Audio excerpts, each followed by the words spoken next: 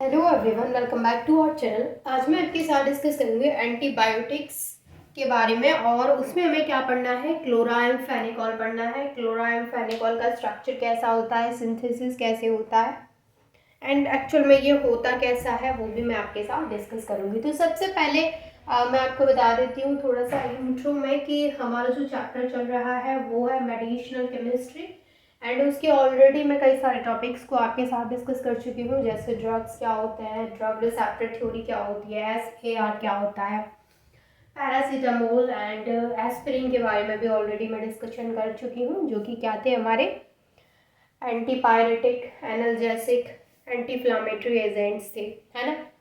तो आज का जो हमारा टॉपिक है वो है एंटीबायोटिक्स पे। तो सबसे पहले एंटीबायोटिक्स में हमें क्या पढ़ना है, क्लोराम्फेनिकोल के बारे में पढ़ना है। ये यहाँ पर एन है, ठीक है, और एन के बाद में आई है, ठीक। अब देखिए सबसे पहले एक चीज समझ लीजिए कि एंटीबायोटिक्स का मतलब क्या होता है। भाई देखिए, एंटीबायोटिक्स जो होती है ये मेडिसिन्स होती हैं जो कि बैक्टीरियल इन्फेक्शंस को ट्रीट करने में यूज की जाती है। यानी अगर मैं यहाँ पे बात मैं अभी यहाँ पे क्लोराम्फेनिकोल के बारे में बात नहीं कर रही हूँ, उसके बारे में मैं बात करूंगी, लेकिन सबसे पहले मैं आपको एक एंटीबायोटिक के बारे में बात कर रही हूँ, जो कि क्या होती हैं, ऐसी मेडिसिन्स होती हैं, ऐसी मेडिसिन्स होती हैं जो कि किसके लिए यूज होती हैं, बैक्टीरियल इन्फेक्शन, बैक्टीरियल इन्फेक्शन के ट्रीटमेंट में यूज होती हैं, बैक्टीरियल इन्फेक्शन के ट्रीटमेंट में यूज होती हैं कौन, एंटीबायोटिक्स, ठीक है। ये क्या करती हैं, जो बैक्टीरियाज होते हैं उनकी ग्रोथ को कम कर देती हैं, बैक्टीरियाज को किल करने के लिए इनको यूज किया जाता है।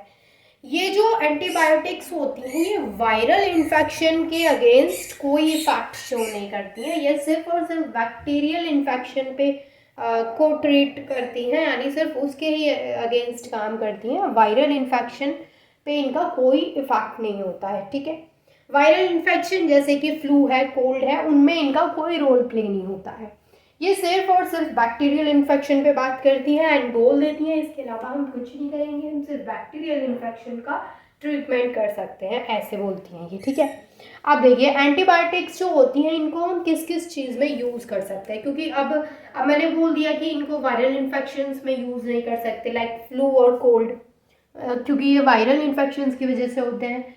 तो फिर दिमाग में ये क्वेश्चन भी आता है कि भाई ये तो बता दो फिर ये किस में यूज़ होती हैं जब फ्लू एंड कोल्ड में यूज़ नहीं होती हैं।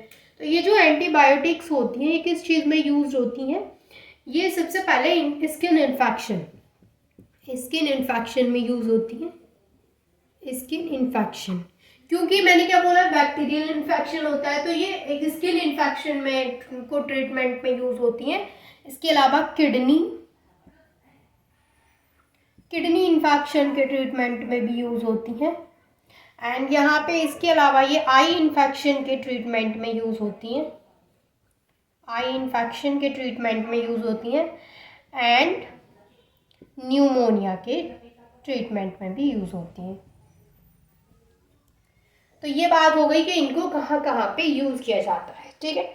तो ये जस्ट एक छोटा सा इंट्रो था जो कि एंटीबायोटिक्स के बारे में था। अब हमें क्या पढ़ना है, हमारा जो चैप्टर तो मेडिसिनल केमिस्ट्री ही है, हमारा जो टॉपिक है मेन हमें वो पढ़ना है, क्या है वो, क्लोराम्फेनिकोल। तो अब जो हमारा टॉपिक है वो है क्लोराम्फेनिकोल। क्लोराम्फेनिकोल के बारे में सबसे पहले अगर मैं आपको एक चीज़ क्लियर करा दूँ तो ये क्या है, एक एंटीबायोटिक है, सिंपल सी बात है, ऊपर एंटीबायोटिक लिखा है एंड मैं उसके बारे में डिस्कशन कर रही हूँ, उसमें ही ये टॉपिक हमें पढ़ना, दैट मीन्स क्या है वो, एंटीबायोटिक है। एंटीबायोटिक है, इसका मतलब किस पे काम करेगा, ये सिर्फ और सिर्फ बैक्टीरियल इन्फेक्शन पे काम करेगा क्लोराम्फेनिकोल। अच्छा, क्लोराम्फेनिकोल जो है इसको बैक्टीरियल इन्फेक्शन को ट्रीट करने के लिए यूज़ किया जाता है, ये भी सिंपल सी बात है क्योंकि एंटीबायोटिक में यूज़ कर रहे हैं। और मेनली अगर क्लोराम्फेनिकोल की अगर मैं यूज़ की बात करूँ, मेनली कि कहाँ पे इसको हम यूज़ करते हैं, मैं किसकी बात कर रही हूँ, क्लोराम्फेनिकोल की बात कर रही हूँ। तो इसको मेनली हम टाइफाइड एंड क्लोरा डिसीज़ में यूज़ करते हैं, क्लोरा एंड टाइफाइड में यूज़ किया जाता है, ठीक है। वैसे ये है क्या, ये एक एंटीबायोटिक है,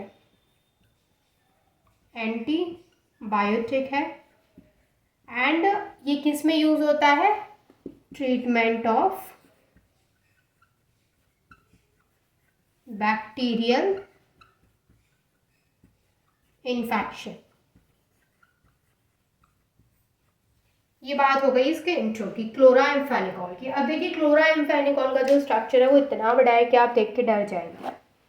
तो फिर क्या करें? कुछ नहीं कर सकते, पढ़ना पड़ेगा।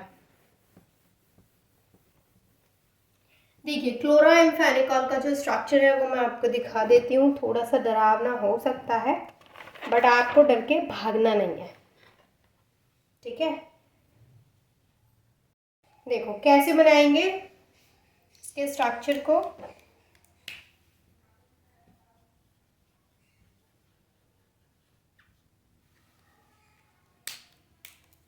इसके स्ट्रक्चर को बनाएंगे ऐसे। सबसे पहले बनाएंगे बेंजीन रिंग।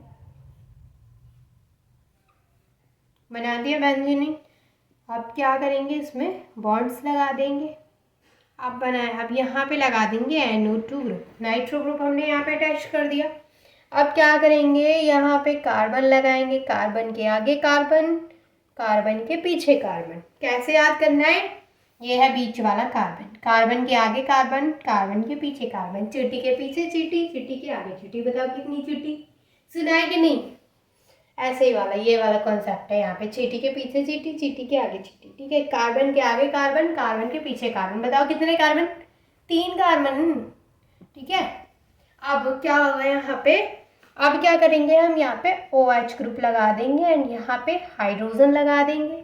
अब क्या करेंगे? इस हाइड्रोजन के ऐसे क्रॉस में फिर से यहाँ पे हाइड्रोजन लगा देंगे।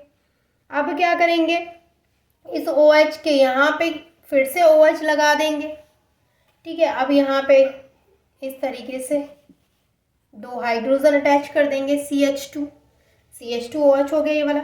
अब क्या करेंगे? यहाँ पे नाइट्रोजन लगा देंगे, NaCO Cl2। ये याद कर लो भाई, ये थोड़ा टफ है। क्या लगा देंगे? NaCO Cl2। ये क्या बन गया? ये बन गया क्लोरोएम्फेनिकोल का स्ट्रक्चर, ठीक है। दिखाई तो दे रहा है ना आपको क्लोरोएम्फेनिकोल का स्ट्रक्चर किस तरीके का होता है? ये होता है क्लोरोएम्फेनिकोल का स्ट्रक्चर। अब ये तो बात हो गई इसके स्ट्रक्चर की, लेकिन हमें क्या देखना है? इसके स्ट्रक्चर के साथ साथ हमें इसका सिंथेसिस भी देखना है। अभी बता देती हूँ, वीडियो लेंथी होगा क्योंकि जो क्लोरोएम्फेनिकोल है इसका जो सिंथेसिस है वो टोटल 7 स्टेप्स में होता है। 7 स्टेप लगेंगे पूरे, जब जाके इसका सिंथेसिस होगा। स्टेप 1, स्टेप 2, पूरा बहुत बड़ा प्रोसेस होगा, ठीक है। अब देखिए मेरे पास तो बोर्ड बहुत छोटा है तो मेरे पास इतना स्पेस नहीं है कि मैं पीछे वाला इरेज ना करूँ एंड देन आगे का आपको समझाती जाऊँ। तो मैं क्या करूँगी कि थोड़ा थोड़ा इरेज करती रहूँगी। आपको क्या करना है कि स्टेप 1 जब मेरा कंप्लीट हो जाए देन स्क्रीनशॉट लेना है, फिर स्टेप 2 कंप्लीट हो जाए फिर से स्क्रीनशॉट लेना है, स्टेप 3 कंप्लीट हो जाए फिर से। तो आपको इस तरीके से अपनी कॉपी पे करते रहना है, ठीक है, या फिर आपको स्क्रीनशॉट लेते रहना है। तो चलिए स्टार्ट करें फिर सिंथेसिस। चलिए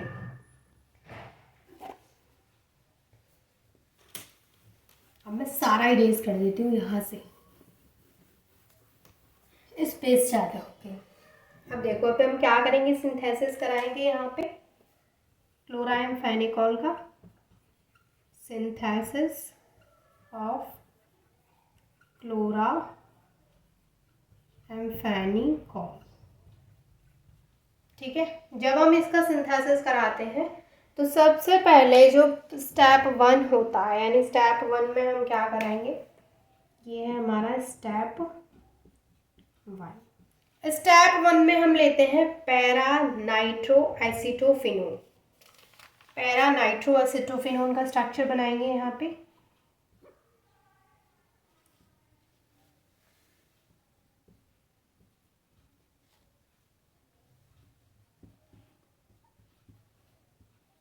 ये हो गया यहाँ पे, इसको मैं बीच में ऐसे गोला लगा देती हूँ, ठीक है। ये हो गया यहाँ पे पैरा नाइट्रो एसिटोफिनोन का स्ट्रक्चर, लिख देती हूँ पैरा नाइट्रो एसिटोफिनोन। अब देखिए यहाँ पे जो पैरा नाइट्रो एसिटोफिनोन मिला है उसका हमें कराना होता है ब्रोमिनेशन।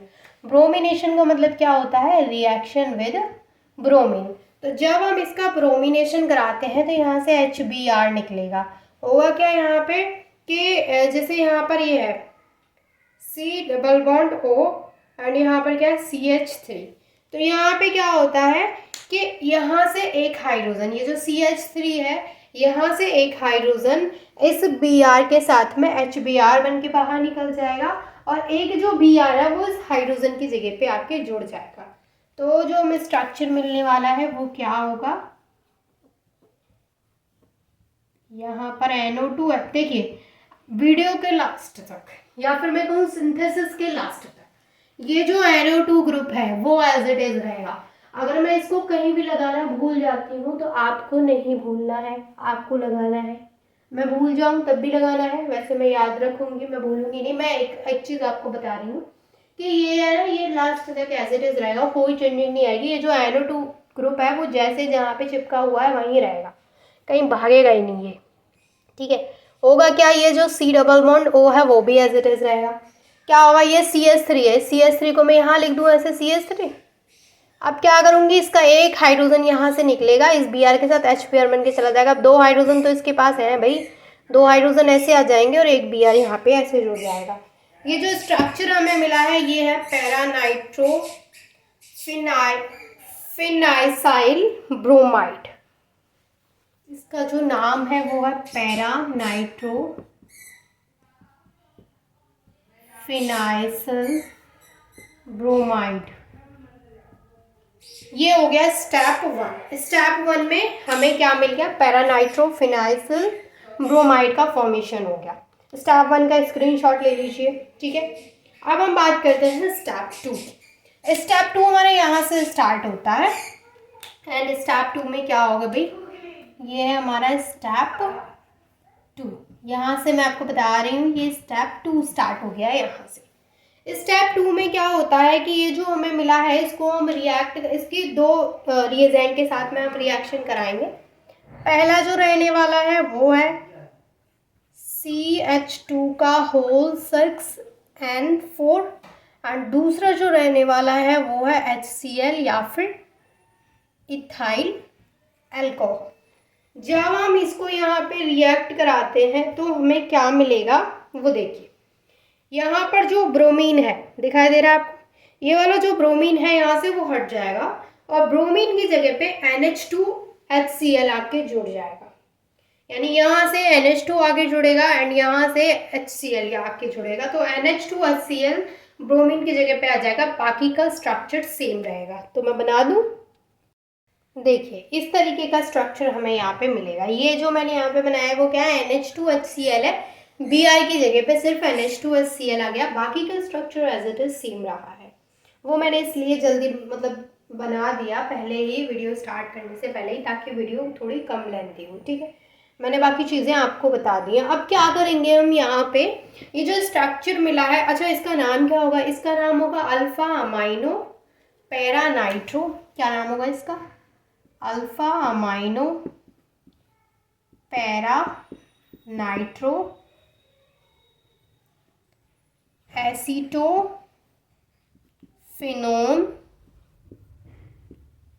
हाइड्रोक्लोराइड। ये इतना बड़ा इसका नाम होगा, ठीक है। तो ये हो गया स्टेप 2 यहाँ पे कंप्लीट। स्क्रीनशॉट ले लीजिए, स्टेप 2 कंप्लीट हो गया। अब हम बात करेंगे यहाँ पे स्टेप 3 की। इसका नाम आपको क्लियरली विजिबल है, अल्फा अमाइनो पैरा नाइट्रो है यहाँ पे। अब हम क्या करेंगे यहाँ पे, सिंपली स्टेप 1 कंप्लीट हो गया, स्टेप 2 कंप्लीट हो गया। स्टेप 3 में क्या होगा, ये जो हमें मिला है इसकी हम रिएक्शन करवाएंगे। तो मैं अब क्या करती हूँ, आप इसका स्क्रीनशॉट ले लो। स्टेप 3 के लिए मैं इसको इरेज कर देती हूँ। देखिए स्टेप 3 में हमने क्या लिया है, वही जो हमें स्टेप 2 में प्रोडक्ट मिला था हमने उसको यहाँ पे लिख लिया। यही हमें मिला था NH2HCl वाला। इसको हम रिएक्ट करवाएंगे फर्दर किसके साथ में, एसिटिक एनहाइड्राइड के साथ में, यानी इसका हम एसिटाइलेशन कराएंगे यहाँ पे। तो यहाँ पे क्या चेंजिंग आएगी इस प्रोडक्ट में वो देखिए। ये जो चीज़ें हैं यहाँ तक की वो सारी सेम रहेंगी। मैंने क्या बोला था, NO2 से तो बिल्कुल भी छेड़छाड़ करनी ही नहीं है, साथ में इससे भी नहीं करनी है। क्या है, एज इट इज रहने वाला है ये वाला।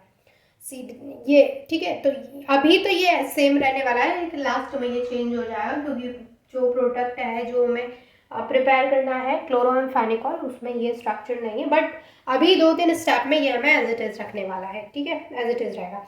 अब क्या करना है, लेकिन ये लास्ट तक सेम रहेगा। अब क्या करना है इसमें, ये जो हमें स्ट्रक्चर मिला है इसमें सिर्फ इतनी सी चेंजिंग आएगी कि यहाँ पर ये क्या है, NH2HCl जुड़ा है, यहाँ पे क्या हो जाएगा NHCOCH3, यानी यहाँ पे ये जो एक हाइड्रोजन है वो तो नाइट्रोजन के पास रह जाएगा, बाकी का नाइट्रोजन NH तो यहाँ पे रह जाएगा, बाकी का दूसरा जो ग्रुप आके जुड़ेगा वो है COCH3, बाकी का यहाँ से आउट हो जाएगा। तो यहाँ पे हमें जो प्रोडक्ट मिलने वाला है वो क्या है, तो यहाँ पे हमें क्या प्रोडक्ट मिलता है, पैरा नाइट्रो एसिटामाइड एसिटोफिनोन।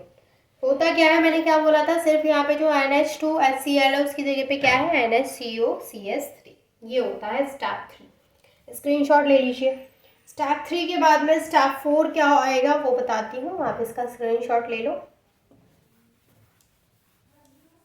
अब देखिए स्टेप 4 में यहीं से आपको बताऊंगी यहाँ पे क्या होगा, ये वाला स्ट्रक्चर तुम्हारा एज इट इज रहने वाला है। स्टेप 4 यहाँ से स्टार्ट होता है हमारा, ये है हमारा स्टेप 4, ठीक। स्टेप 4 में क्या होगा, ये जो हमें प्रोडक्ट मिला है वो फर्दर रिएक्ट करेगा। पहले तो ये रिएक्ट करेगा HCHO फॉर्मल्डिहाइड के साथ में, फिर दोबारा में ये रिएक्ट करेगा सेकेंड स्टेप में सोडियम बाइकार्बोनेट के साथ में Na2CO3 एक्वस के साथ में, ये यहाँ पे रिएक्ट करेगा Na2CO3 एक्वस। तो यहाँ पे क्या प्रोडक्ट मिलेगा हमें, अब यहाँ पे थोड़ा सा प्रोडक्ट हमें चेंज मिलेगा, क्या मिलेगा वो दिखाती हूँ आपको अभी। देखिए स्टेप 4 में हमें जो प्रोडक्ट मिलता है वो क्या होता है, हाइड्रोक्सी मिथाइल डेरिवेटिव मिलता है। यहाँ पे क्या हुआ है, सिंपली देखिए ये जो CH है, यहाँ पे देखिए यहाँ पे CH2 है, यहाँ पे क्या है CH है, एक हाइड्रोजन को रिप्लेस करके CH2OH लग गया है, एंड यहाँ पर जो NHCOCH3 है वो एज इट इज है NHCOCH3। मतलब सिर्फ सिंपल क्या हुआ है कि जो कार्बन ये वाला है इसका एक हाइड्रोजन यहाँ से हट गया है, उसकी जगह पे CH2OH आ गया है 4th स्टेप में। तो ये जो यहाँ पे प्रोडक्ट मिला है वो 4th स्टेप का प्रोडक्ट यहाँ पे हमें मिला है। अब 5th स्टेप में क्या होता है भाई, 5th स्टेप में क्या होगा उसके लिए आपको थोड़ा वेट करना है और इसका स्क्रीनशॉट लेना है। अब जो यहाँ से स्टार्ट होने वाला है वो है स्टेप 5th। स्टेप 5th में क्या होगा, ये जो प्रोडक्ट यहाँ पे हाइड्रोक्सी मिथाइल डेरिवेटिव मिला है उसको हमें रिएक्ट करवाना है किसके साथ में, CH3 का होल ट्वाइस CHO का होल थ्राइस एल्यूमिनियम, ठीक है। इसके साथ में जब हम इसको रिएक्ट करवाएंगे तो यहाँ पे क्या प्रोडक्ट मिलेगा वो समझ लीजिए। यहाँ पे क्या प्रोडक्ट मिलेगा, यहाँ पे क्या होगा कि देखिए जो NO2 है वो तो एज इट इज रहेगा, जो ये CH है CH2OH NHCO3, ये वाला जो ग्रुप है वो सेम रहने वाला है। अब जो चेंजिंग आएगी वो यहाँ आएगी, कार्बन और ऑक्सीजन के बीच में जो डबल बॉन्ड है, इस स्टेप में क्या होता है कि ये जो डबल बॉन्ड है यहाँ पे वो ब्रेक होगा। इस डबल बॉन्ड की जगह पे यहाँ पे कार्बन से एक जगह हाइड्रोजन आके जुड़ जाएगा और एक जगह इस ऑक्सीजन से हाइड्रोजन जुड़ जाएगा। तो नेक्स्ट प्रोडक्ट में क्या होगा, सारी चीज़ें सेम रहेंगी, एक H यहाँ जुड़ जाएगा और यहाँ पे सिंगल बॉन्ड आके OH जुड़ जाएगा। बना लेते हैं। तो अब यहाँ पे क्या होता है, ये हो गया स्टेप 5th कंप्लीट, ये मिलेगा हमें स्टेप 5th में। अब क्या करेंगे, स्टेप 5th के बाद में स्टेप 6 आता है एंड स्टेप 7, यानी 2 स्टेप्स और रह गए हैं, उनको और समझ लेते हैं। तो अब क्या होगा, नेक्स्ट स्टेप जो स्टेप 6 होगा उसमें क्या होगा, मैं यहाँ पे डाल देती हूँ, एक सेकेंड मैं मार्कर चेंज करूँ थोड़ा ताकि चीज़ें आपको थोड़ा बेटर तरीके से दिखें। अब यहाँ से स्टार्ट होता है स्टेप 6। स्टेप 6 में ये रिएक्ट करता है HCl के साथ में। ये HCl के साथ में जब रिएक्ट करेगा तो यहाँ से बाहर निकलता है CH3COCl। जब यहाँ से CH3COCl बाहर निकलेगा तो यहाँ पे क्या बचेगा भाई, क्या बचेगा, ये देखिए कार्बन से जो OH और हाइड्रोजन अटैच हैं वो तो सेम एज इट इज़ रहने वाले हैं। यहाँ पर जो CH है वो भी एज इट इज़ रहेगा और इससे CH2OH ग्रुप जुड़ा है वो भी एज इट इज आएगा। चेंजिंग कहाँ आएगी, जो इससे NaCO जुड़ा है। तो मैंने क्या बोला आपसे कि CH3COCl बाहर निकलेगा, तो ये वाला CH3, ये वाला CO और ये वाला Cl बाहर निकलेगा। तो ये वाला जो हाइड्रोजन है वो इस नाइट्रोजन के पास चला जाएगा, एक हाइड्रोजन पहले से, एक और आ जाएगा तो NH2 हो जाएगा। सिंपली क्या होगा, CH3CO यहाँ से आएगा और Cl यहाँ से जाएगा, तो CH3COCl बाहर निकलेगा एंड ये वाला हाइड्रोजन इसके साथ में आके जुड़ जाएगा, तो यहाँ पे NH2 आ जाएगा। बाकी की चीज़ें सेम रहेंगी। देखिए स्टेप 6 में क्या होता है, HCl के साथ में रिएक्ट करता है तो CH3COCl बाहर निकल जाएगा। सिंपली क्या होगा, यहाँ पे जो NaCO ग्रुप जुड़ा है उसकी जगह पे NH2 आ जाएगा एंड ये यहाँ पे मिल जाएगी DL4। ये बात हो गई स्टेप 6 तक की। यहाँ पे स्क्रीनशॉट ले लीजिए। अब हम बात करेंगे स्टेप 7 की एंड देन हमारा जो सिंथेसिस है वो कंप्लीट हो जाएगा।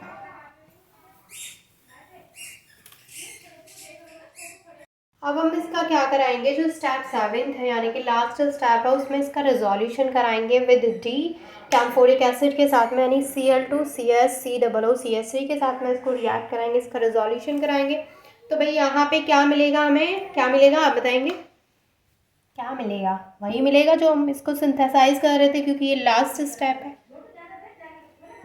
तो बना लेते हैं क्लोराएम्फेनिकॉल को, NO2 एज इट इज रहने वाला है। क्लोराएम्फेनिकॉल में OH था, OH था कि नहीं, हाँ था। और क्या था, हाइड्रोजन, यहाँ पे क्या था, नाइट्रोजन, हाइड्रोजन, COCl2, NaCOCl2 था, यही था। और यहाँ पे क्या था, CH2, ओहो डबल ओ बन गया, CH2OH था। ये क्या, किसका स्ट्रक्चर है, क्लोरा एम्फेनिकॉल।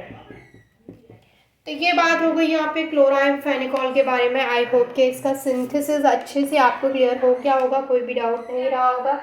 कोई भी डाउट है देन कमेंट करके पूछ लीजिएगा, मैं तो यूँ हूँ ही आपकी हेल्प के लिए। और यहाँ पर जो NO2 ग्रुप ढंग से नहीं दिख रहा है, ये NO2 ग्रुप है, ठीक है, यहाँ पे लाइट आ रही है इसलिए नहीं दिख रहा है। तो कोई भी कहीं भी डाउट हो देन कमेंट करके पूछ लीजिएगा। आई होप कि यहाँ तक चीज़ें क्लियर है। वीडियो अच्छी लगी तो वीडियो को लाइक करें। Thank you so much for watching this video.